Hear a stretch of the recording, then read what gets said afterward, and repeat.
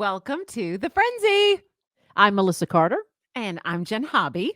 and here is our mission statement and our promise to you. The Friendzy is here to change the conversation around age. So you can celebrate all your years rather than lie about them, We are ready to share an honest and humorous take on what it means.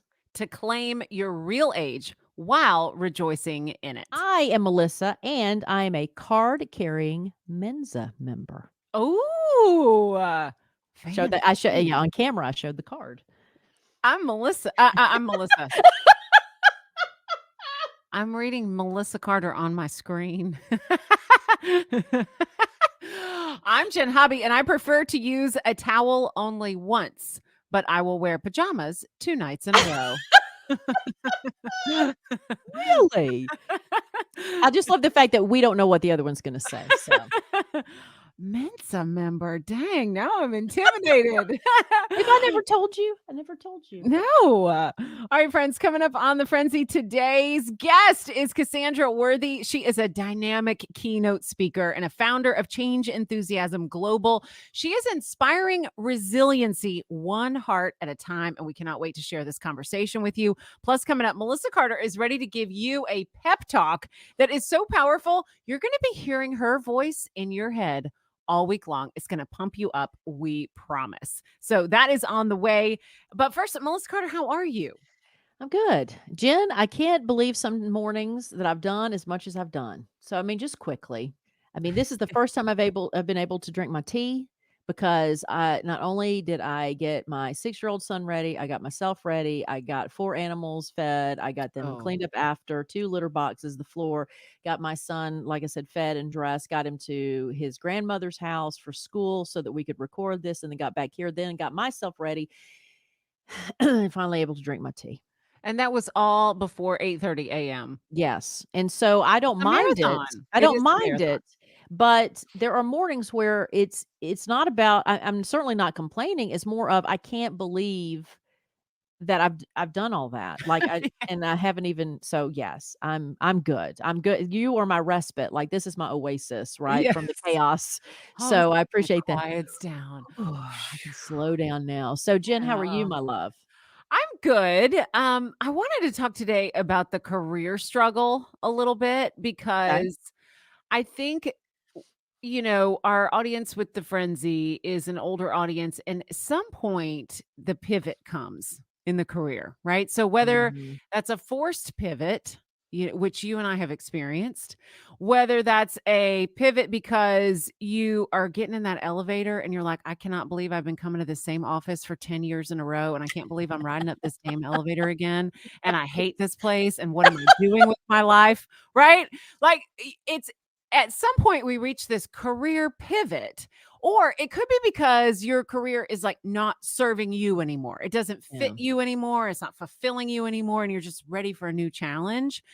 But that's the struggle that I'm in. And I'm really excited that we're talking to Cassandra Worthy today because I think it's going to give us all some tools in this change of career.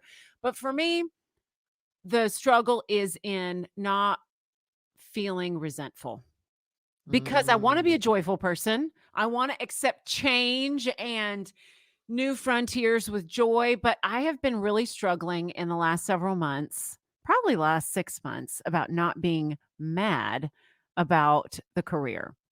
So Melissa and I have both worked in radio for many, many years, and hopefully, those of you that are listening to the Frenzy have listened to us together before. But if you Mhm. haven't, we worked together in radio for about 10 years, and then have gone off and done other shows and other things. We've always remained friends, and so as we know, the radio industry itself is shifted. Yeah. And I think Yes. because of COVID, so many industries have shifted. There Yeah. are so many of our sisters listening right now that have gotten that harsh reality check that your job doesn't love you back. It never Mhm. will. It doesn't. And then you're left with not only the resentment of being mad at whether that's your company, your bosses, your people that you were working with, or whatever, you get mad at That them. But stupid chair that you've got, and you don't know why yeah, you don't have a better chair. I mean, sometimes it gets to the just to the point of your office supplies that you wanna it's just sling like, across the room. ugh, it's like you get delivered that news, whether it's a, a shift in what your company's doing, or it could be a job loss, and we've experienced that, and or it could be anything that just changes and you're like, but I've worked so hard. But I've given it my all. I loved this place. I stayed extra hours. I spent weekends. I went above and beyond. I sacrificed time with my family. I Yeah. sacrificed time with my kids when they were little. I sacrificed so much to pour into this job. And you fill it in for you, right? Whatever that job was. And it delivers you a blow that is so harsh, it hurts your heart.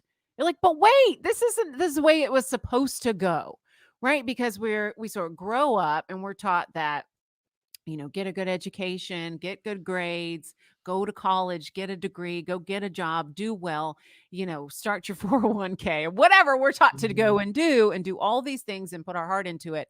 And then it doesn't love you back. And it's hard for me, and I feel like I'm still in that transition of not being resentful of it, and also being not mad at myself. Like, how stupid was I to believe it was ever going to love me back? To believe that a job was going to be the thing that fulfilled me, the thing that showed me the way? I Mhm. don't know.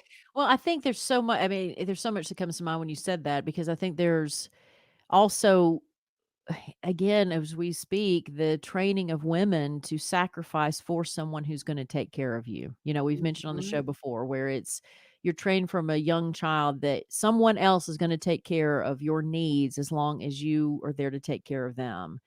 And we've translated that into work where, Mhm. and I can't speak on how men are trained with that. I'm sure, and I've seen men have the same reaction, emotional reaction, but I do think it's unique for women. We expect emotional satisfaction with everything we do. And at least, if you are a mother and you've raised children, then I mean, there's always the result of what the sacrifice you've put in. I mean, Right. I think the mistake you make is assuming your child is going to pay you back for everything you've given them. I think that's a mistake. I think the goal as a mother is that your child is able to be self-sustaining in the world. That Mhm. is, to me, your success, right? Whether they ever Totally. call you again, whether they ever call you Yeah. again, if they're able to feed themselves, clothe themselves, get a job, have friends, have lovers, I mean, you've done your job. Um, so there's an emotional thing there. Women need an emotional, I don't know, again, satisfaction that men sometimes, doesn't seem like they need.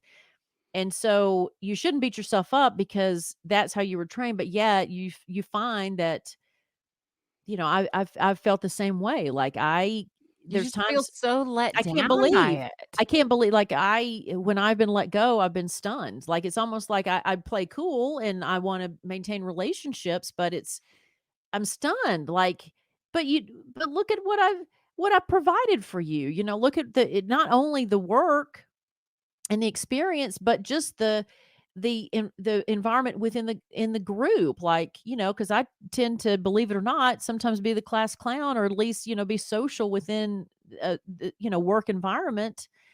And so anyway, I mean, that the last time I was let go, that's how I felt. It's like I felt like I lifted the spirits of the people around me, and you didn't Yeah. find that valuable. So, but Is it because we base so much in relationships? I And think those so. relationships, it stings when those relationships go away, or it stings when they're not valued in the same way you value them? And I also, well, yes, and I think that the women resist being entrepreneurs because they are turned off by sometimes the cutthroat things that men seem to do in order to, um, excel in business. And again, I'm generalizing, and it's just kind of what we see at surfacey, because I don't think men are that one dimensional, but it just seems like that you're turned off. Like, if you don't feel it, like, if you don't feel it, if you don't feel like this relationship is helping you both, then you just kinda, that's why I think you're resentful. Like, I know that I've been in positions, the last position I was happy up until I got let go, so again, I was a little surprised, It's a but shock, right? it's a And shock, so but many of us have been delivered that shock, especially during COVID, right? yes. Oh my god, yeah, I was insulted. I I will mean, say I was so insulted. many people, especially even up at the upper executive level or people who have excelled and done really well and were probably making the bigger salaries in the company, they have been eliminated. Right.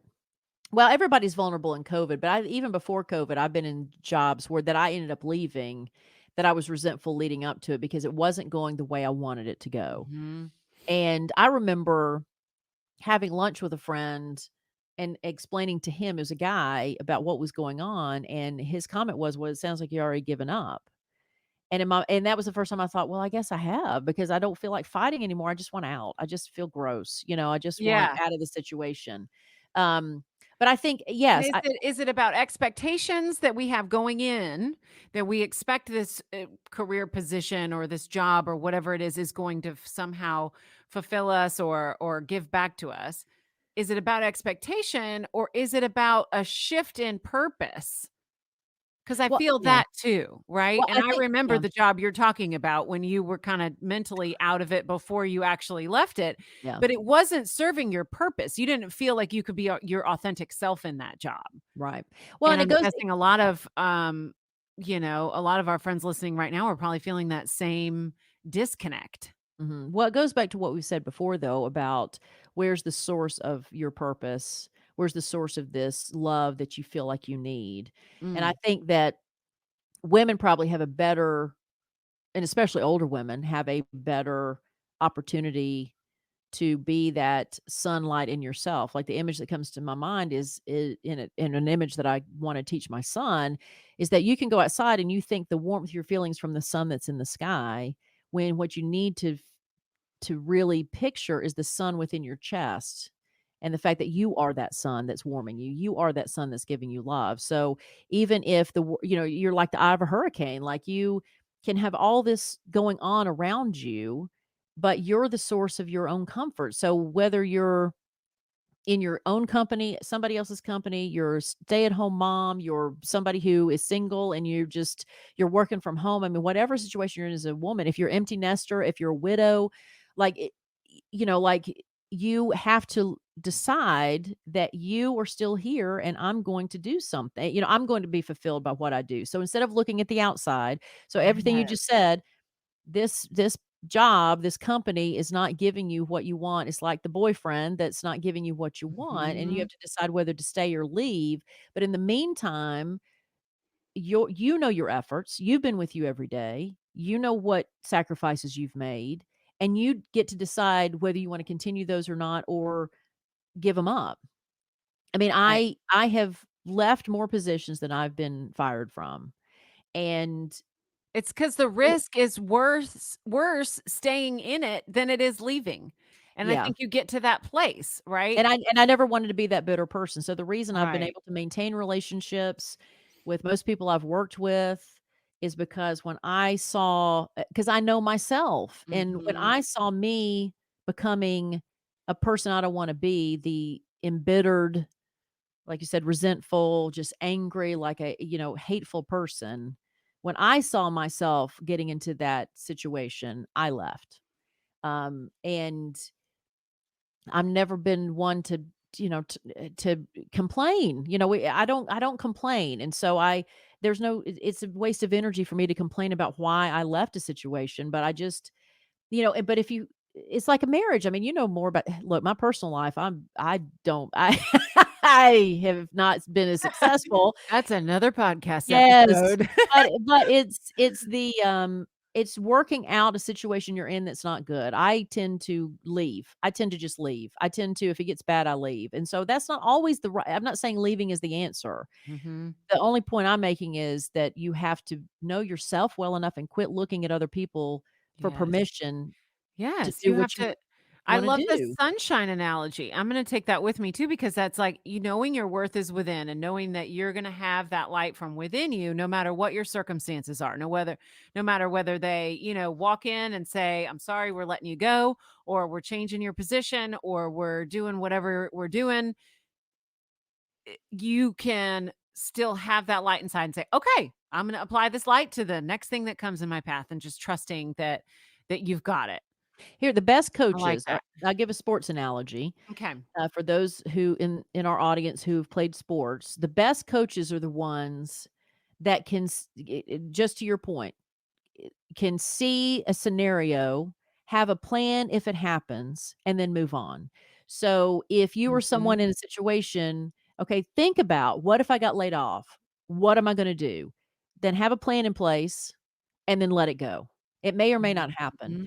But to live a happier life is to look forward, seeing all these. So that's what a coach does. A coach looks at all the possibilities within a game and know exactly what to do if those possibilities show up. So the best coaches, like one of my heroes, Pat Summitt, University of Tennessee, God rest her soul. But she, R.I.P. Pat.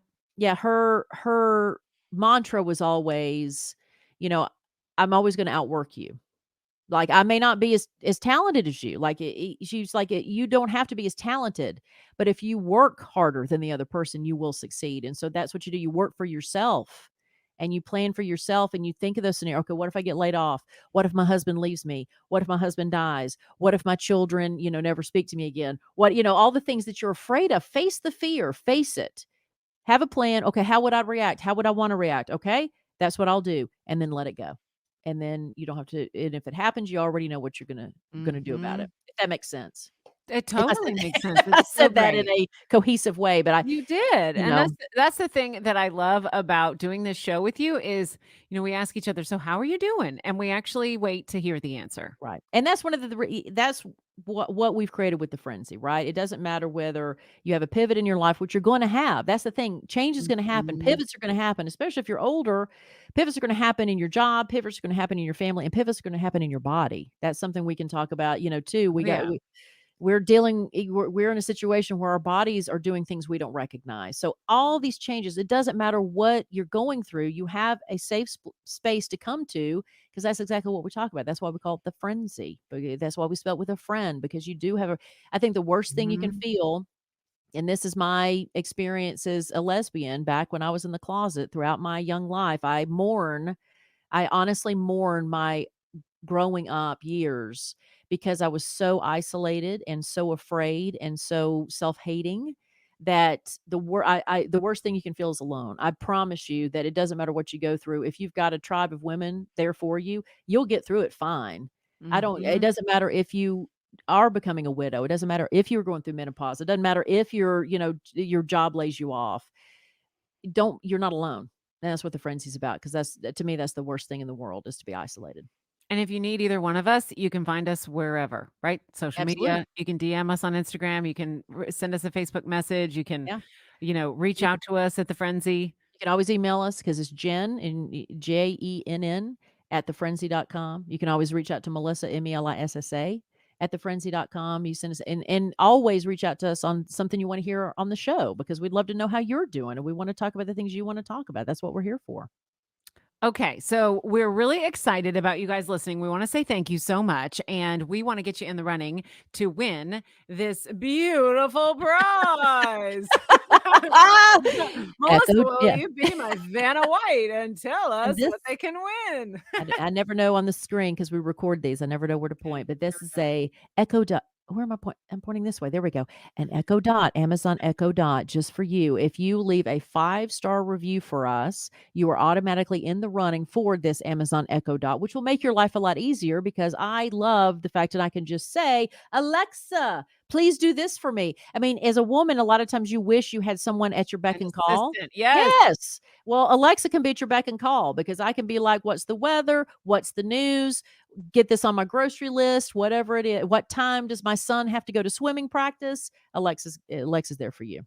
Yes. So we've got this for you if you leave a 5-star review and you subscribe to the Frenzy podcast. That's it. And we are going to pick a lucky listener on March the 12th. So all you do, subscribe to the Frenzy wherever you listen to podcasts, and then leave us a 5-star review, and you're already in the running. Now I had to burp. Here we go. You have got to try this new game. It's called You Don't Know My Life. It was created by a buddy of mine, Dennis Hensley, and it is about the quirky experiences that make us all human. Jen and I have actually played an online version of this game because it is available for online as well. And it is talking about the things that happen in your life, whether it's mortifying things that happen when you were in middle school, whether it's something in your adult life. All these things come out, and all while you're laughing your face off.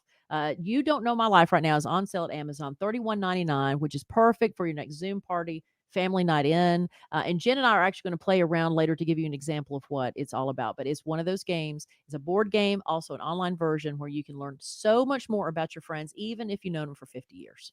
And y'all, look, you're not going out to the movies. You're not going out to dinner. You're not doing stuff because we're in COVID. So go buy this game. You Don't Know My Life. It's $31.99. It's going to be the best money that you spend. It's on Amazon or youdon'tknowmylife.com. All right, Melissa and I are so excited to share with you this conversation with Cassandra Worthy. If you have not met her yet, she's so dynamic and phenomenal. She's a keynote speaker, an author, and founder of Change Enthusiasm Global. Cassandra has hosted 2 TED Talks. She has a degree in chemical engineering from Georgia Tech, and her energy is infectious. So, ladies, and maybe a few gentlemen, please help us welcome the amazing Cassandra Worthy. Cassandra Worthy, welcome to the Friendzy. Yay. Thank you so much. What up, ladies? Thank you for having me. I'm so excited. We are so excited to hear from you today, and I think you've got so much to teach us. I'm so ready to dive into Change Enthusiasm. I want to hear about how you are just making such a big impact in people's resiliency around the world. But first, Cassandra, we got to get to know you a little bit better. Let's do it. What's your story? Tell us, where did you grow up? Where did you come from? Give us a little background. Well, I grew up close to where you did and in Metro Atlanta. Okay. So I am from Powder Springs, Georgia, originally, which is about 25 minutes northwest of the city. I went to Georgia Tech in the city of Atlanta, got my chemical engineering degree there. And then I went on and did about 15 years in corporate America with that degree. But yeah, I'm homegrown here in Atlanta. And it's so weird. Like, I feel like that's really rare nowadays when I tell people that I'm actually from Atlanta. They're like, what? You're from here? Because there's so many transplants, that are coming down, because it's an amazing city. What can I say? Right. Yeah. But yeah, from Atlanta. And then I spent about 7 years, I guess, outside of the city, some time in Cincinnati, up in Boston, freezing my butt off. And then I've been back here in Atlanta now for over 10 years and loving it. Nice. Okay, you're not allowed to breeze over the chemical engineering degree from Georgia Tech. I mean, can we please hear a little more about that? She just glossed right over that, like, oh, no big deal. Just a little degree I got from a little university, Yeah, university. So let me see. So I didn't necessarily grow up wanting to be an engineer. So I'll tell you a little bit how I got into that. I've always just been really, really curious. Like, I was that kid who just asked all the why, what, where questions, any questions I can think of. And so I've always been really curious. And then, so I tell people that science and math really chose me because they arm me with a way to kind of answer these questions, right? All these mysteries of the universe, mysteries of life. And so I've always loved science and math. I think it's just been a threesome made in heaven with me in science and math. And so originally, I actually wanted to be a pediatric neurosurgeon. I saw Ben Carson accept an award for being the first to, separate Siamese twins from the brain. I was like, yo, he's Black, he's articulate, he's well-dressed, he makes a lot of money. Yeah. That's what I'm about to do. That's what I'm about to do. So I tell people, and my target was pediatric neurosurgery ever from the 4th grade all the way up until my sophomore year of college. Anybody ask me, what are you gonna do when you grow up? I'm gonna be a brain surgeon. And then sophomore year hit and I was like, yo, brain surgery, that's a lot more school. It's like the rest of undergraduate, 4 more years of medical school, 9 to 11 years of residency for pediatric neurosurgery. So I was like, you know what? Why do I want to be that?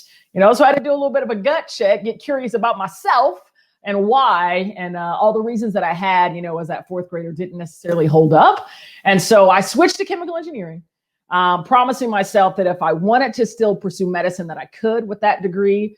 But I could also get a really well-paying job right at university and still be exploring and living science and math, doing chemical engineering. So that's what I did. You know, it's this curious kind of nature, curious kid at heart that got me into engineering, and I love it. Cassandra, I want to focus on something that you mentioned about Ben Carson, and you were like, okay, now here's somebody who is the same skin color as I am, right? Somebody who I can follow in his footsteps. Mm-hmm. Do you find that a lot of women talk themselves out of things because they don't have the mentorship? Like you mentioned, science and math, they came to me. Where for a lot of women in our audience, they were taught that science and math are men. That's what their brothers did. They're supposed to be in English, or something in the languages. So how did you ignore what society was trying to tell you to do?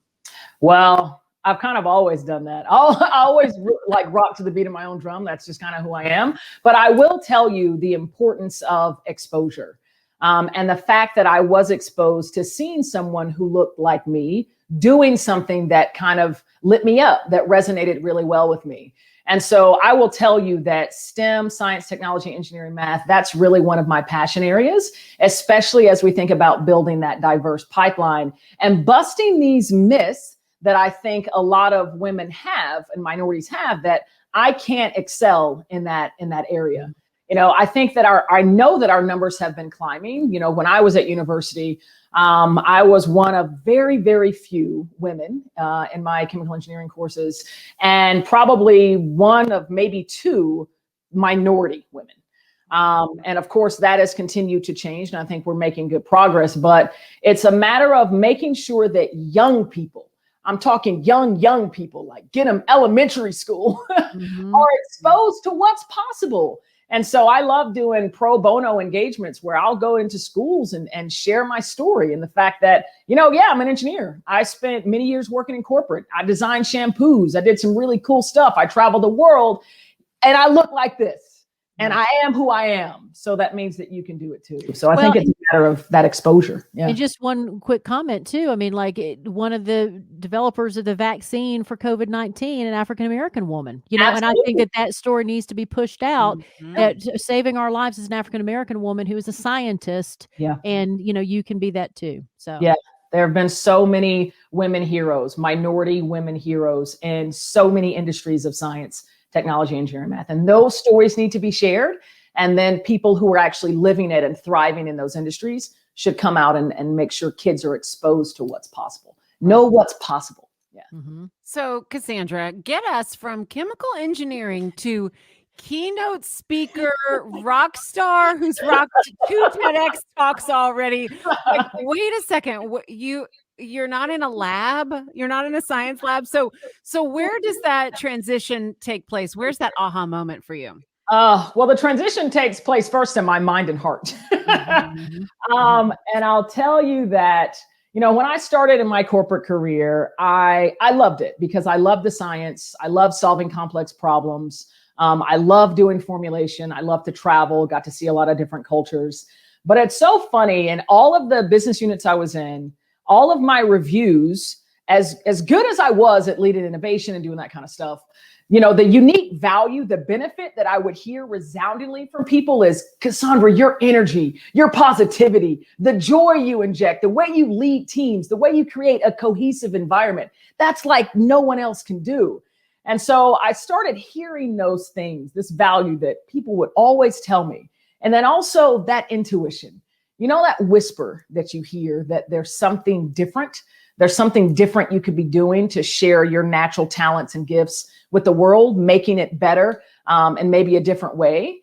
I had been hearing that probably since my first year working in corporate. But it's when I started listening to that, paired with all of those compliments that I was getting outside myself, that I decided to pivot and really started to pursue curiosity. And I use the language pivot, but it's not like I woke up one day and say, you know what, I'm gonna do something else. I'm quitting corporate and I'm gonna go try to be a speaker. Like I didn't do that. I actually cultivated my business, my consulting firm, the same time that I was still working in corporate. So I did 2 careers basically for about 2 years and really pursuing that curiosity. What is that thing? What is that thing I could be doing? And it ended up when I found a stage, when I found myself sharing this energy and this light, that animates me, that I feel is the same that animates everyone else. And when I started seeing that same light pop up behind people's eyes in an audience, I was like, well, this is it. this is it. And so I just from there started figuring out, how can I share this energy as well as valuable things I learned in corporate to help other people get lit up, to help other people share their authentic self and really thrive, as it turns out, through change and disruption. So we have a new morning mirror mantra, okay, that we've been telling our audience, and it is, I choose me.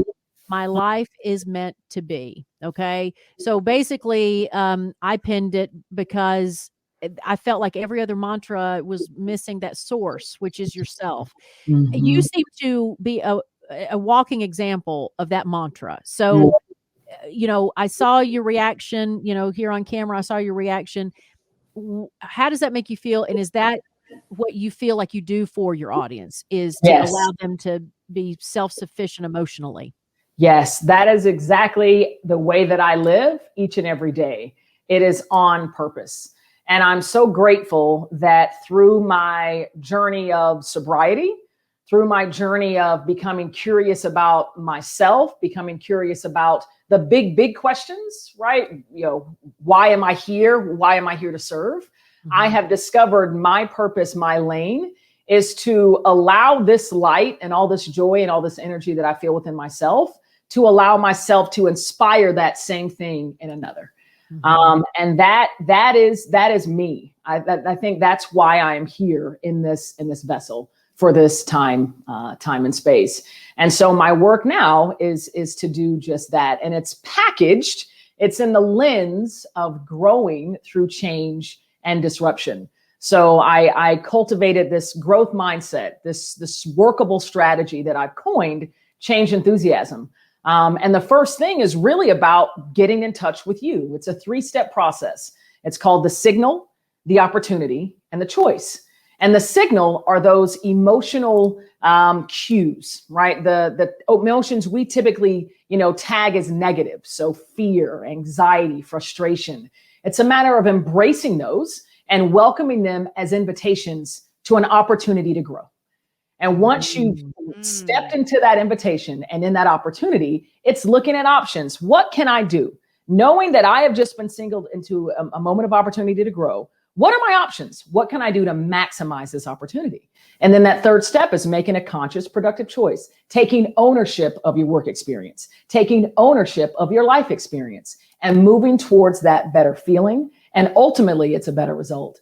And so that's the mindset that I now train, that I teach, that I coach from stages and digital workshops, in companies doing executive leadership workshops.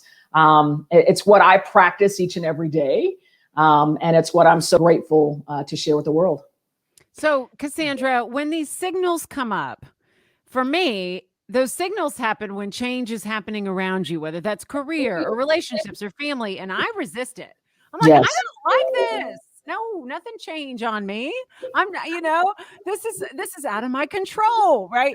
So what are those signals so we can recognize them when they happen? Because I think for women, they probably come through as emotions, right? They do, for everyone, right? I think emotion is a universal language. And I tell folks, especially when I'm going into these corporate organizations with limited resources, right? And so many have this scarcity mindset. Well, I'll tell them, you know what? Emotion is a resource that's an infinite supply. It's a resource and a tool, and you have an infinite well of them. So let's start using them. So the signal emotions that I have found in my 15 years, I did a lot of merger and acquisition experience and all working with my clients. There's 5 of them. It's fear, it's grief or loss, it's frustration, it's anger, and it's anxiety. So those are the 5 that typically pop up when that change is happening. Y'all can maybe relate. Well, and the reason I'm jumping in is because I want to reiterate what Jen said with that, is that women are taught, don't get angry, don't be afraid, all these things, like you got to be a good girl, you got to handle it, or you can't show these things. And so I just wanted to jump in and say that, because for a lot of women like Jen, they avoid it because they're taught that's not ladylike to indulge in any of those things. Yeah. And for me as a Black woman, of course, I'm coached not to show anger, because then I'll be, tagged as an angry Black woman. Right. And how much has that stigma been present with women of color and Black women in particular? But I will tell you that allowing that anger to exist and not necessarily, inviting it to manifest in ways that can be harmful or unproductive, but not shutting it out, but allowing it to be there and to feel it is so important. And honestly, it is the first step to getting towards better. And when you shut it out, well, like I say conserve emotional energy. It can take a toll on your health. It can take a toll on your personal relationships, because you'll keep holding it in, and then just have these outbursts to people who didn't even do or say anything, right? Because you've been holding it in for so long. Right. So it's important to recognize that they're there, allow them to exist, and then just try to find ways to transform that energy into what I call growth sustaining emotional energies, right? The energy that can actually accelerate your growth, can accelerate moving you towards your better. Things like hope and joy and gratitude. And there's a lot of different practices you can use to transform that energy, but it's good stuff. So when we recognize those signals as they're popping up, because I'm feeling it when you're listing those off, I'm like, Yes. So when you are recognizing those emotions, how do you get from the signal step to your next step? And I feel like we've got homework. Step one, signal, and step two is step two is the opportunity. Step two is the opportunity. Okay. And I will tell you, I'm sure we'll talk about it a little bit later, but I do have a book coming out in August, and it has a lot of it's like a workbook.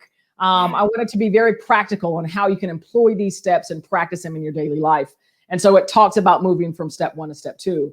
But honestly, a lot of step one, and I tell folks, this is probably the hardest part of the practice, is getting out of that first step, getting out of those signal emotions, getting off the couch from binging Netflix or, whatever your favorite show is, and getting into that opportunity. One of the best things is to reflect back on really, really difficult changes that you've been through, really difficult times, difficult disruptions, and think about the good stuff that came from that. Think of one good thing that came from some kind of trying situation you had before, and let that one good thing be a seed of trust.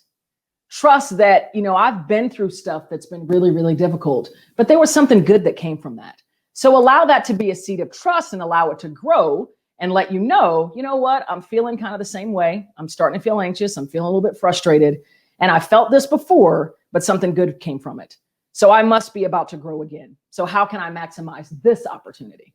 I think for older women, because the Friendzy is here for 40 plus women, right? Perfect. And I think that, you talk about a wealth of experience and the opportunity for that trust, because that is such a great word, because you're exactly right. We don't trust our own judgments or trust our own reactions.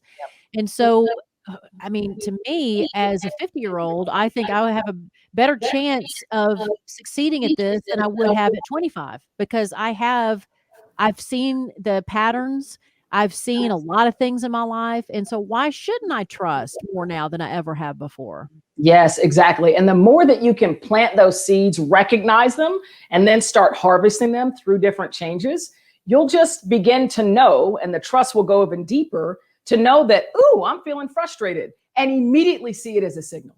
Immediately feel it as an invitation. I'm in an opportunity. And then you immediately go to step two.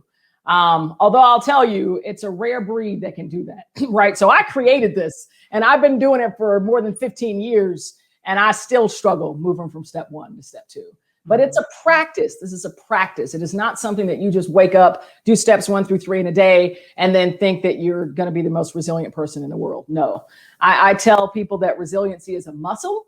You have to stretch it, grow it, tear the fibers for it to become stronger. And you do that by going through change, by experiencing disruption, by having these signal emotions and practicing this mindset. But yeah, when you can get in that realm of trust, especially relying on that wealth of experience as a 40 plus, you'll be in a good place. Mm-hmm. And I gotta just say, so I am living right now in my 40th year. So I turned 40 this year. Yay! Yes. Welcome to the Welcome. Friendzy. I'm so excited to be a part of this community, you guys. Thank you for welcoming me. This is a rock star group. Well, the beauty of the Friendzy is you never age out. You have to age in, Right. okay? So Right. that's the opposite of what women are taught, right? That Right. young is wonderful. Well, guess what? With the Friendzy, you never age out. So welcome. You're always here. Oh, thank you. Love this tribe. Thank you, ladies. Okay, Cassandra, I've got my seeds of trust, right? So I'm signaling. Working on her signaling- homework. She's got her homework. I've got though, my- yeah. my Yeah, notes. taking her notes. This is good. This is good. I know. I'm trying to be a straight A Cassandra student. Okay. So I got my seeds of trust, and I love that, relying on all of our experiences we've had so far. Because if you've lived this long, you've gone through some, you know what. Then what? I'm like, okay, I have that confidence from before, but then how do I translate? How do I get move out of where I was to a new place? And what's step 3 called again? Hold on. Step 3 is the choice. The choice. Okay. But That's the key right there. That's the choice. That is the key. But I'm telling you, the work comes in step 2. Okay. The work comes in exploring the opportunity. And I always like for the emotions that you're feeling to actually guide you in that exploration. So if you're feeling anxious, what are the thoughts that are bringing you awareness to that anxiety? Like what is your mindset that's specifically inspiring that emotion to bubble up? And then as you think about, things like gratitude and hope and joy, what are some options? What are some actions you can take to get you closer to those type emotional energies? Specifically thinking about whatever this area is in your life that's inspiring anxiety. And that's how I really like to have people explore that opportunity, because it can get at exactly, what's being signaled, how those emotions are being signaled. And the more options that you have, of course, you have more decisions, more choices that you could make. Mm-hmm. So when we are making this choice for joy, is there an exercise we can do around when we felt joy before? Yes, absolutely. Especially in the realm of, so I teach this in corporate, right? With business folks. And so when people are going through really big changes, maybe it's a role change, they're anxious about what is this new role going to entail? Am I going to be any good at it? I always ask them, of all of your career, what was the the roles that you had that brought you joy, that lit you up, that you were so excited about getting in and doing? And then what are the elements of this new role that are similar to that? And how can you maybe dive into those parts first so you can walk in lit up and ready to rock and roll? So yeah, if you can think about those things that have inspired joy in the past, you can maybe think about actions that can get you closer to that feeling. Because we're in such a we're fix-it people. We look for the problems. I have a 6-year-old son, and I take my responsibility very seriously on trying to train him not to think that way, because it's so easy. People are easy to complain. They're easy glass half empty people. But like you said, to your point, what you do is you focus on what happened that was good. Yeah. And you hang on to it, and it will bring those emotions that you want. So, again, it's a choice of what you get to focus on. And I think that can carry through everything in your life, because what happened good during for instance, the pandemic. What happened good during the pandemic? Let's talk about that. Let's talk about the people who got married, the people who had children.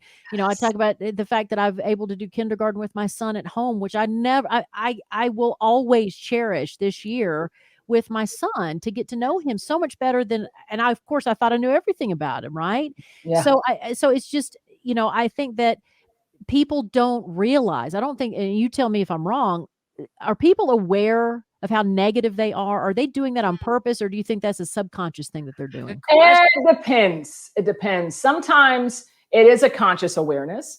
Other times you've been doing it for so long, and you're in this funnel and in this place that it just becomes second nature, and it almost drifts down into the subconscious. Yeah. It just becomes a way, like your perspective, right? Your perspective. And I like to say that, the difference between fear and hope is perspective. It's belief in things unseen. So it's your perspective, your viewpoint, the way you choose to see the world and your experience is how you're going to be feeling, whether it's hopeful or whether it's fearful. Mm-hmm. And the other thing that I'll mention, because, we keep talking about what are those things that bring you joy, focus on that, hold on to that.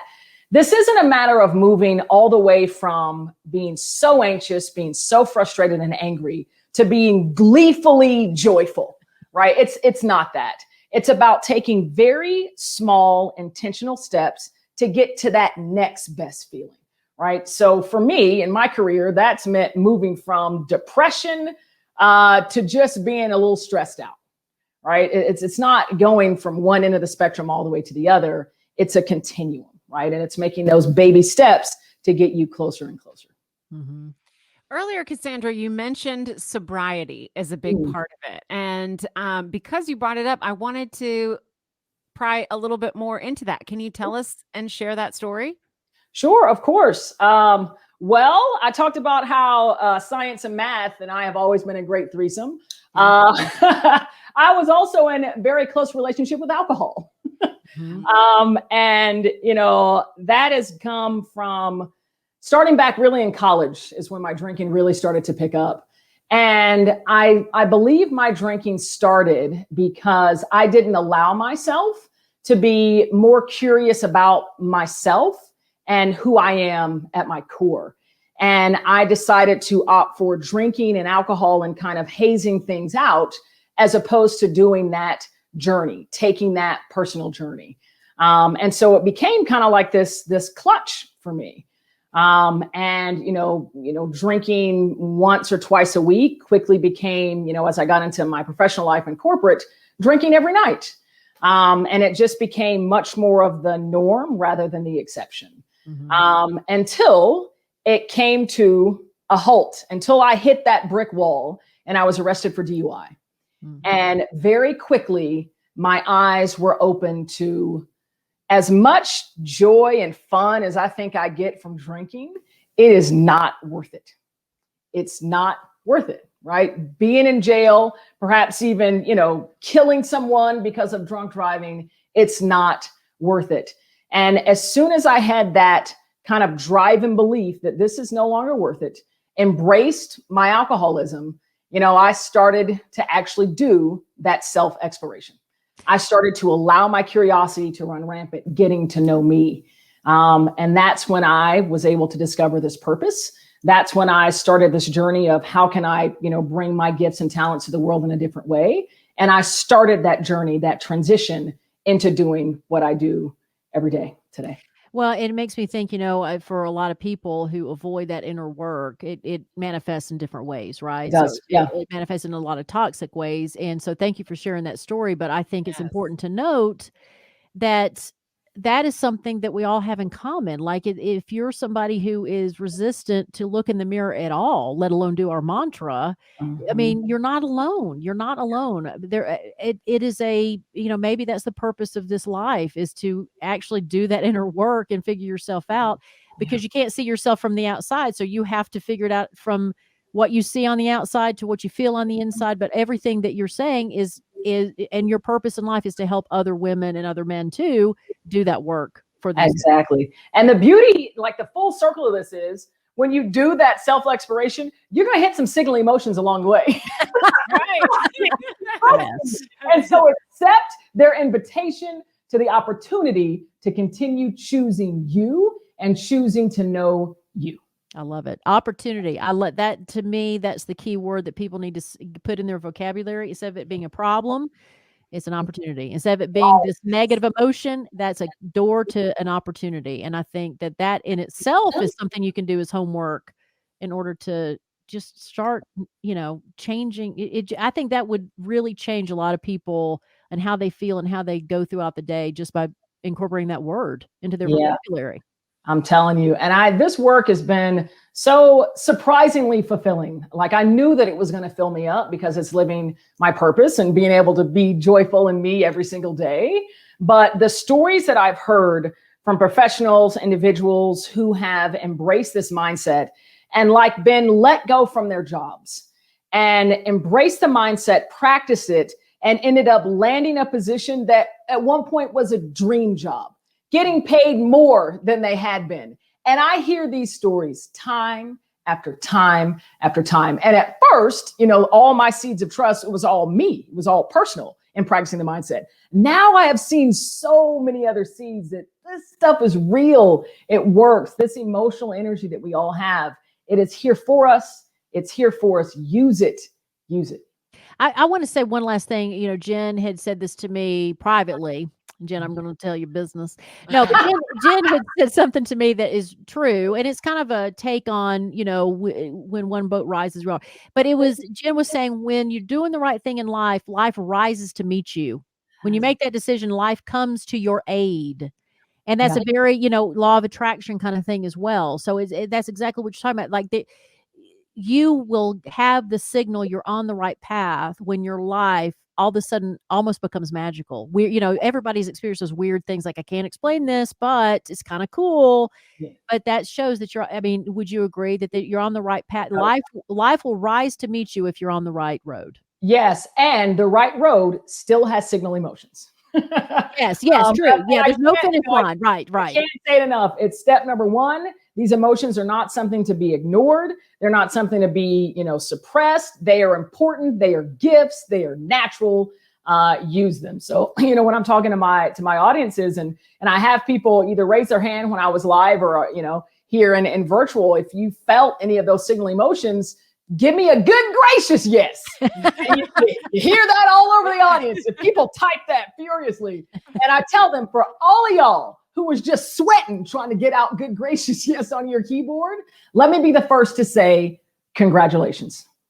You got the signal, and it means something really big is happening for you. Something's in store. It's time. It's time for you to grow. Time for you to evolve. I want to ask you about the whisper, because you talked about this early on in our conversation, that even right out of college or in your first corporate job, you were getting that whisper saying, Cassandra, this isn't it yet. This isn't it yet. Yeah. And we all have that whisper, but the whisper can kind of get confused with your own internal critic. So how do you decipher which voice is which for you? Oh my goodness. That's a good one. That's a really good question. And to be clear, I did a good job at drowning that whisper out in corporate with alcohol. But yeah, I would say to tease out the difference, pursue it in actions, pursue it in ways, and see what manifests, and be conscious of if it actually is bringing you good, bringing you fulfillment, and bringing you joy as you pursue it. Because it is very difficult to understand which is which. But I will tell you that the true whisper, that true intuition, and what I say and believe to be, you know, that infinite wisdom flowing from source, that doesn't go away. And whenever I start a new journal, and I'm an avid journaler, whenever I start a new journal, I list out my intentions, and usually 10 intentions for that, you know, slice of the infinite expansion, as I call it. And they've been pretty consistent over the past 4 or 5 years. But one of them is, if I hear something more than 3 times, I need to listen and respond. If I hear it more than 3 times, I need to listen and respond. And so that's one of the intentions that I live by in it. And it helps me to not, even now, drown out the whisper. Although it's not with alcohol, it can be, you know, with like you said, we're all different with a myriad of other things. Yeah. But, you know, stay in tune with that. Of course, you know, I meditate, journal, get still with myself so that I can hear that source, so I can hear that infinite wisdom. And when it hits me 3 times, like, all right, something's going on here. Yeah. Well, when you spoke, it made me think, you know, and again, just bring up my son really quickly as an example. Like because it makes me think about be a kid again and be curious, to your point about being curious, where my son will say, I don't like that. Like he tried something he didn't like and he walks away. And there's a part of me, believe it or not, that I'm envious, because I'm like, where did that part of Melissa go? Where did the part of Melissa who was definite about how she felt about something? Now, I can be definite in how I feel, but on a personal level, I tend to, okay, you know, I don't like it, but maybe I'll try again. Or, you know, I really should do this. I should do that. I can't do that. You know, I think for a lot of women, that's, again, that whisper, or, you know, like Jen said, which voice is which. Yeah. But owning those emotions. Like you said, when they come up, like to explore it also means that you get to say, I don't like this, or I do like this, or I'm curious about this, or I've never tried this and I always wanted to, but I never did. Giving yourself permission to do that, which is very empowering. It seems so simplistic, but the fact that I'm jealous over a 6-year-old's ability to express himself is a clue that I have been suppressing so many things about myself for so long. Yeah. And I don't think you're alone. In fact, I know you're not alone.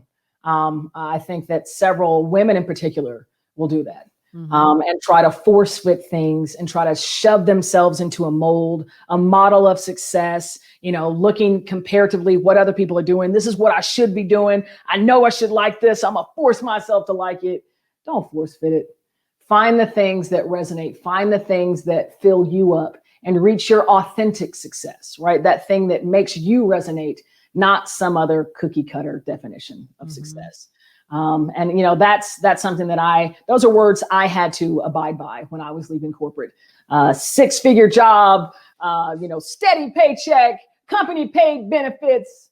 And I almost started to regret that move. Jen and I are like, you're like, right? yep. I don't try. But I'm telling you, once you're doing those things that resonate with you, that light you up, as you say, the universe, life will come and greet you. And I firmly believe that infinite abundance is everyone's birthright. It's everyone's birthright. And when you're doing that thing that lights you up, they say, do the thing that you love and people will pay you for it, So that's so beautiful. Will you repeat that again? Because if someone is listening right now and they're like, oh yeah, whatever Cassandra's talking about, that doesn't apply to me. It does apply to you. Yeah. Can you say that one more time? Yeah. Do the thing that you love. Do the thing that resonates and lights you up, and people will pay you for it. And that's so beautiful. I think for women, yes, I think that is absolutely something that is groundbreaking for them. And it kind of goes to our mantra, I choose me. So you have to choose you in order to accept these things. And my life is meant to be, meaning that, like Cassandra's talking about, those signals life is trying to tell you, hey, you were here for this reason. You're not here for that reason, right? So if you're so uncomfortable in your own life, it's probably life saying, well, I'm waiting on you, but you just want to sit there, right? Yeah. So you're meant to be here for a reason. I do believe that. I firmly believe it. Yeah. Everyone is here for a reason. Everyone. And it's so exciting. It's so exciting. It's so exciting. All right. And Cassandra's going to teach us how to do this. I'm going to get my homework when her book comes out this year. I'm so excited. So tell us about authoring a book. How does that, how does that get born? And when can we get our hands on it? How do we order it? Let me answer the easy question first. It comes out August 3rd of this year. Yes. And it's actually available for pre-order. If you go to my website, CassandraWorthy.com, you'll see pre-order and lots of areas where you can buy it. There's actually a tab on the website called Book.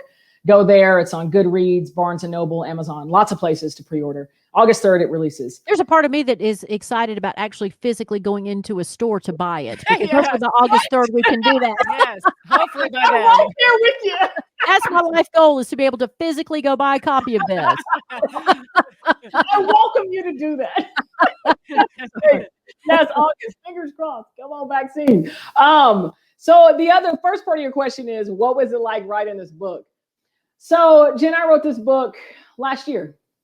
I signed my book contract in February, and I started writing it in March. And it took me about 6 months.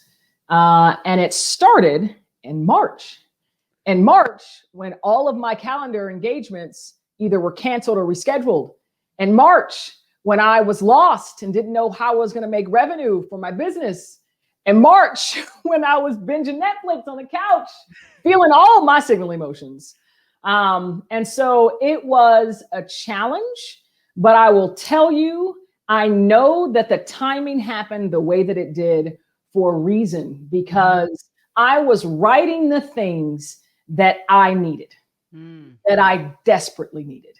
And so I was making this handbook, going through something that I know the reader would be going through. And so it made it very real. And I hope that it will be very relevant for anyone who's experiencing tough change or disruption, because I wrote it at a time where I didn't really know what the outlook of my business was going to be. So And I assume this, like, let's say we have women who have retired, they don't have the business thing to worry about, but let's say they're in a situation where either they're empty nesters, let's say they're new widows, like, so this is something that can help you on a personal level as well, not just a professional one. Oh, yes, absolutely. So again, emotion is a universal language. Right. Stepping into an opportunity to grow as an individual, it's a universal thing. So I'm bringing this into corporate because, that's where I lived it. And that's where I know there's a big need for it. But it can happen anywhere. Change happens everywhere. It's not just when you go to work. That's right. So yeah, it can apply. The exercises in there can apply to anything, any change, any disruption, whatever you're experiencing in life. Yeah. Fantastic. And Cassandra, how can anybody get in touch with you to hire you to come talk at their company, to talk to their employees? Because we're talking to a lot of women who are business owners who are, and in these. I'll interpret it. How are you going to get paid? How can you get paid? But, we're talking to the decision makers. We're talking to the older women here who are decision makers who need to hire you to come talk to their people. All right, women, this is going to be the most important 15 seconds of this ladies, I need you to follow me on LinkedIn. All right, Cassandra Worthy on LinkedIn. Follow me, connect. If you really do have a booking inquiry, go to CassandraWorthy.com. And then you can set up a discovery call right on my calendar, right from the website, or you can reach out and put in an inquiry and give me some information on your event. And my team will be in touch. So, and hopefully we'll get to watch your TEDx talk soon, because that's how Cassandra and I met. We both did the same TEDx event. You guys, Jen's talk is incredible. Oh, thanks. Incredible. I'm telling you, seriously, I was blown away. Like I've always been a fan, so now I'm show myself a little bit. I've so been a fan of yours for so long.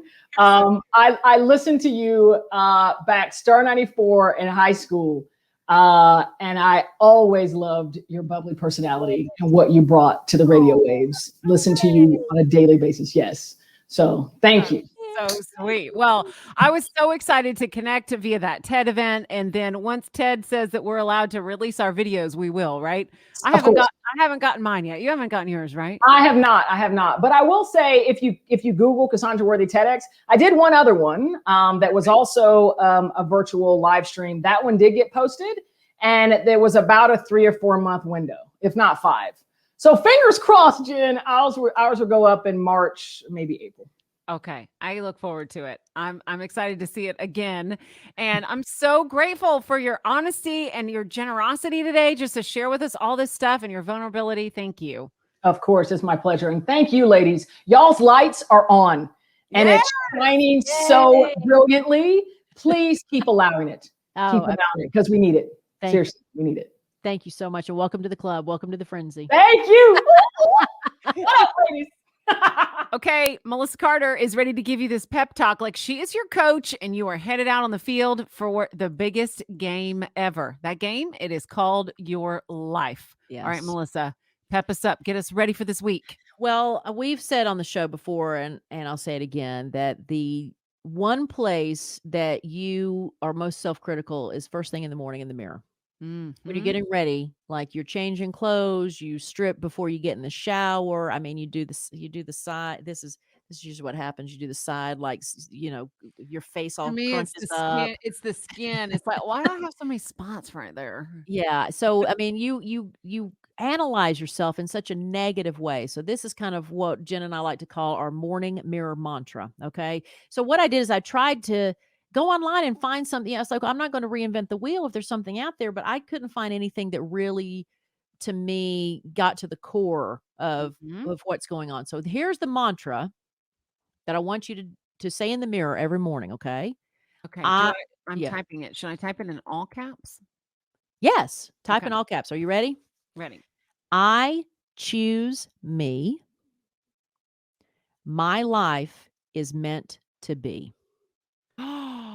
Oh, this is so good. Again, give it to us again. I choose me. My life is meant to be. It's short. It rhymes. It should be easy. But the reason that I came up with these words is because, number one, when in your life have you ever said, I choose me? I choose me maybe in a breakup, maybe usually it's in a hostile feeling environment. Like if you quit a job, it's like, I choose me. But you should do that every day in a relaxed environment. I choose me today. I choose me. I choose me over my husband. I choose me over my wife. I choose me over my children, over my parents. I choose me because you are the source of your own happiness. And then the other line, my life is meant to be, is to explain to you, our son, we got through IVF. And during that process, it took us 6 years for Katie and I to get our son. Through us going through IVF, through us using a surrogate or a carrier, technically, because it was our eggs, for it not work the first time, for us to go through it again. The whole process took 6 years. Wow. And through that, I realized, I mean, we're talking a lot of embryos were used. And then we ended up with one child. Like he started out as twins. One of the twins didn't make it. So we have our one child. What I learned through that process is that if you're alive, you beat the odds. There are more failed pregnancies than there have been pregnancies, because you think about it, through IVF, you get to learn the whole process. Like we saw, like they timed it out so perfectly. In your own body, you don't know. Like if you are a straight woman that had natural children with your husband, all the times that the pregnancy almost happened and didn't, you never know about. All the times the sperm almost made it, or all the times the sperm made it but the egg wasn't right, you're not even aware of, where through IVF you end up being aware of, right? So what I learned through that is, if you're alive, you don't understand what a gift that is, and how you are a rarity. Okay. And so my life is meant to be means you are here. So you serve a purpose already. Okay. So don't forget that there's no wasted life. You're meant to be here. You belong. Okay. So that's why your morning mirror mantra is, I choose me. My life is meant to be. So if you understand that you're a sacred person, if you choose yourself and understand, I've got to take care of the sacred being that made it here despite the odds, then you're less likely to criticize your skin. You're less likely to criticize your your jiggles, right? So my problem area is I have a little pot belly, right? So doesn't matter what I do, I can't get rid of this belly. But it's like, there's been times I've actually apologized to my body, because if I'm in the right frame of mind, I apologize for all the times that I've criticized it, like how mean, how bullying I have been to myself. That's not, my body is doing its best to keep me alive and to keep me going and to keep me through the morning routines and to keep me, doing everything I do. My body's the one working it. And so then at the end of the day, what am I doing? I'm telling it it's awful. I'm telling it it's ugly. I'm telling it it's, and that's just not, that's awful. That's unfair. And how in the world would you ever do that to your child, to your husband, to your friends? You would never say those things. So don't say it to yourself. So again, the morning mirror mantra, I choose me. My life is meant to be. Okay, I want you to say it out loud right now. So you're listening, you got us in the AirPods, or you're in the kitchen cleaning, doing the dishes after everybody else, whatever. I always listen to podcasts when I fold laundry, right? You're listening somewhere. And if there's other people around you, I don't care. I want you to say it out loud right now. I choose me. My life is meant to be. Because there's power in your words, and hearing yourself say it, I think is powerful. So if you're still not doing it, I want you to try one more time. Say it out loud. I choose me. My life is meant to be. And if you are tearing up, if you're crying right now, saying that to yourself, then there's a lot of healing to be done. You've already hit that nerve. Your body is saying, I needed you to say that. I needed you to say that to me. I needed you to be nice to me, because I do think there's two parts to you. I do think there's the spirit and the body. I do believe in that. And I think the spirit is always there to give love, and the ego is always resisting, right? Mm-hmm. When you merge those two together, that's when you have that successful life. And so by saying this mantra, you choose yourself, understand that your life is meant to be. You're meant to be here. God want, or whoever you believe in, even if you don't believe, somehow you got here. And so you're meant to be here. It's not an accident. It's not a mistake. I'm telling you, through IVF, I've learned there's so many things that can go wrong with a pregnancy. If you are here and breathing and alive, I don't care if you're in a wheelchair. I don't care if you're on a walker. I don't care if you're laying in the bed. I don't care if you're fully active and can go for a run. You are meant to be here. You Don't Know My Life is a board game that was developed by my friend Dennis Hensley and a partner of his. And Dennis and I used to do radio together for Westwood One back in the day on a nationally syndicated show. And so he is a journalist and a broadcaster, and he would ask celebrity questions to try to get celebrities to kind of drop their guard. And so he collected all these questions and made it into a game. And I just love this game. I love him, and I supported him when it first came out. But I truly love the game, despite who made it. And so Jen and I have actually played it online with Dennis and had a good time with the crew. And so what I'm going to do is I'm going to take a sample question from the deck, and I'm going to answer it, and Jen's going to answer it. So are you ready, my love? I am ready. And I had so much fun playing this with Dennis and your friends from Twist online. This is so much fun. And we are going to do this with the Friendzy. Yes. Oh, yes. We're going It's to do an coming online up. version. Yes. Yes, we're going to do a virtual event. We're going to have You Don't Know My Life come to life for everyone. I'm so excited Yes. about it. All right. So what's our question today? I always get so nervous. I'm like, am I going to have an answer? All right. I think you'll have an answer for this one. Have you ever written a fan letter or approached someone you admire in person to gush? And this, to me, I feel like since we meet a lot of celebrities, this is outside that realm. It's like where you initiated on your own a letter or approached a celebrity because you are a fan.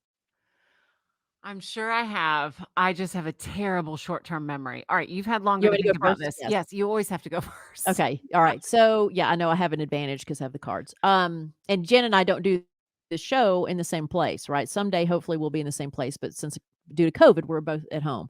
All right. So when I was young, and I guess it's not socially acceptable anymore, but I was a huge fan of Dukes of Hazzard. Okay. And, Those because guys were hot. in the General Lee, honey, Luke there's a Luke Confederate and flag in Bo the front. Duke. Luke and I Bo just Duke. I was kinda young for that, but I do remember them jumping in and out of the car, right? The car doors didn't open. The doors were welded That's shut. all I Yes. remember about it. Okay. So they were rednecks, right? The idea was they were rednecks. If you never watched Dukes of Hazzard, they were rednecks from, and I think it was insinuated it was Georgia, but I don't know if they ever specified, because there's a Hazard County in Kentucky as well. So it was just some southern state. I think though, that it was supposed to be Georgia. So they were guys who had gotten in trouble for guns, and this is part of the show, and they got in trouble for guns. So the guns were taken away from them, and they could only use bow and arrows as their defense. So there were times where they used bow and arrows. And so and the car, the General Lee, again, this is not cool today, but back when I was a kid, this was so neat. The General Lee was the name of their car, and the doors were welded shut because demolition cars, back in small southern towns, the doors didn't open. So they would run and jump and slide across the hood. So I was too young to understand that I wanted to be Bo Duke, not be with Bo Duke. Okay. So I just knew that I had this, crush on John Schneider. Because I thought he was really good looking. But like I said, You wanted to be him, I wanted to not be date him. him. Yes, exactly. So I wrote him a letter, and I got an autographed picture back. I don't think I ever kept that, which is sad. But I got an autographed picture back from John Schneider, and I remember licking my finger and rubbing it on part of the ink to make sure it was real, because I thought this is not printed. And even at like 8 years old, I was like, is this, authentic? He probably didn't sign it, but whatever. But yes, so John Schneider, I got an autograph, and I reached out to him as a fan. Awesome. And then the great thing is, because of our profession, I did get to meet him later on. And I will say that he was as lovely as I would hope he would be when I did meet him. So I don't think I told him about reaching out to him when I was 8, but I did have his poster in my room too. So the whole thing, my mom was a little, she was a little surprised when I got older, confused when I got older, that she had John Schneider Wait a and second. yeah. Okay. Yeah. All right. So pose the question one more time. All right. I've now thought of 3 different celebrity stories that I could tell, but I want to pick the right one. All right. Have you ever written a fan letter, or approached someone you admire in person simply to gush? Okay. So there's 3 people I've approached. I haven't ever written a letter, I don't think, but I have approached 3 different people. Do you want when I was a little kid, one of my first concerts, when I was in my senior year of high school, college visiting, or do you want one from when I was just married to Grant and we were headed out on our honeymoon? Oh my goodness. What time of life is the best? Well, let's do the you say high school or college? High school senior. Let's do the high school senior one. Okay, you're 'Cause gonna I did love the this little one the kid one. most. Okay. Okay. So, when I was a high school senior, I got to go college visiting with a friend of mine, and I can't believe my parents let us go because we went up to the Northeast. I'm from Florida and, grew up in St. Petersburg, Florida, and, but I wanted to go to, visit women's colleges. I really wanted to go to Smith, Mhm. and so I went with a good friend, and we went to, like, Smith and Barnard, UMass and Mount Holyoke, because I had camp counselors that were all at those schools. So for some reason, my parents let us go by ourselves, which I can't even believe they let us do that. But I think anyway. So I went and I was with one of my dear friends who I'm still friends with today. Her name is Chantel. Chantel and I went up, and when we were at University of Massachusetts, Gloria Steinem was speaking. Oh, wow. And as young feminists, we were, into reading her books, and we knew about what a leader she was in the women's movement, and we were enamored, and Gloria Steinem is like model level gorgeous, Yeah. right? Like Yes. always has been growing up. And her appearance is kind of how she became such a leader. She acknowledges that. Yeah. Anyway, so we go to her talk. There's maybe 30 people there to hear her speak at this school. And I'm guessing some of the students were probably required to go see her speak. But we stayed after, and we stood in line, and we stalked her so that we could actually have a Nice. conversation. So and we just gushed. I don't really even know what we said. I'm sure we sounded like babbling idiots, Oh, I'm but sure the she two loved it of though. us were so excited to actually be in her presence. And I can remember her still standing kind of by a wooden podium lectern. And we just stood there and waited until Lectern. we That's a could big meet her, word. right? Nice. Lectern, or what do I they call guess. it? I'm impressed because that was I felt like I was reading a novel. Like, oh my I, god, that's I'm a great descriptive. I'm Episcopalian. And there's lecterns. There's lots of, Very nice. I'm liturgical sorry. I didn't words mean in my to go yeah, vocabulary. I didn't mean to diverge, but I was very impressed by that. I was But like, she "Ooh." stood there, and she kinda stood out from behind the lectern, and and we just gushed and gushed and talked to her, and she was wearing her big, eyeglasses, and, I How don't know if she neat. was put off by us fangirling over her or not. No, of course not. It's Well, one of and those things that's one of those moments where we were like, "This is our chance," and I think we even had to sneak into the lecture hall. I mean, I'm sure we weren't included. I It think was that's like a such a college great course. I mean, so Jen, let me answer this. The reason that your parents let you go by yourself is because the sneakiest thing you did was sneak into a Gloria Steinem lecture, okay? So, That's there's your true. answer. Yeah, That's so I true. think your parents understood, but yeah, Gloria Steinem to me is she's just an icon, she's a historical icon, and for those who don't know her story, like Jen said, she's gorgeous.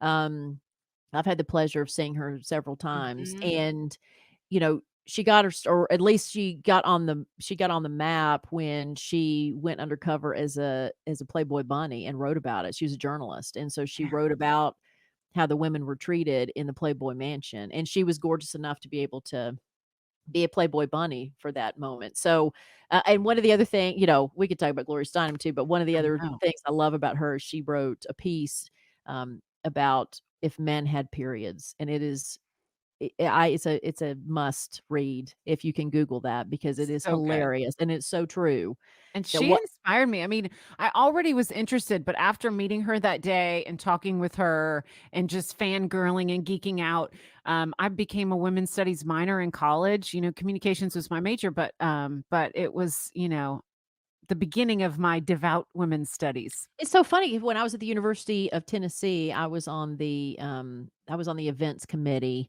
and I ran the women's center. And so, Of and course you Gloria did. Steinem was one of the people we brought in. So yeah, so Really? And see, this is what is so cool about this game. Have I ever told you the Gloria Steinem story? no. And we've been friends for 20 years. Yes, and This we have is similar what interests in college and high school and stuff, and we never talked about we've never talked about Gloria Steinem once in How 20 years. crazy is that? And that's why you've got to get this game. You don't know my life, because even with your bestest friends, you're going to discover new stories. Yep. And we're all sick of talking about the same old things, you know? So this is going to bring up new and rich conversations with you and your friends. So go and buy it. You don't know mylife.com, or you can grab yours today at Amazon. And as you know, it'll be on your doorstep by tomorrow. That's right. Right? God, I don't know how they do it. Doesn't Amazon freak you out? Like, how do they do this? Well, and then there's the Like, things click a button and it's here tomorrow. yeah, and then the things that they say are gonna take, 2 or 3 weeks, they're giving you worst case, and then it shows up in 48 hours. So, I mean, it's amazing. It is. It is. All right, friends. Thanks for listening to the Friendzy. Please leave a review and subscribe. If you subscribe and leave a 5-star review, we're going to get you in the running for this really cool Amazon Echo Dot with Alexa. It's the newest one on the market. You throw it in your kitchen and it'll be your little administrative assistant for your life. And you don't have to sign up in a special place. It's subscribe, leave a 5-star review. Melissa and I are going to grab everybody's names, throw you in a hat, and then we're going to draw a winner coming up on March 12th to grab this and maybe even personally deliver it to your doorstep. Well, I guess that depends on where you live. It depends on where you live, depends on how we can get these vaccines. I mean, there's a lot going on, but it's fine. Yeah, we'll figure it out. We're going to get it to you. Soundtrack produced by Tammy Hurt for Placement Music, written and recorded by Placement Music creative team member Mark Daniels.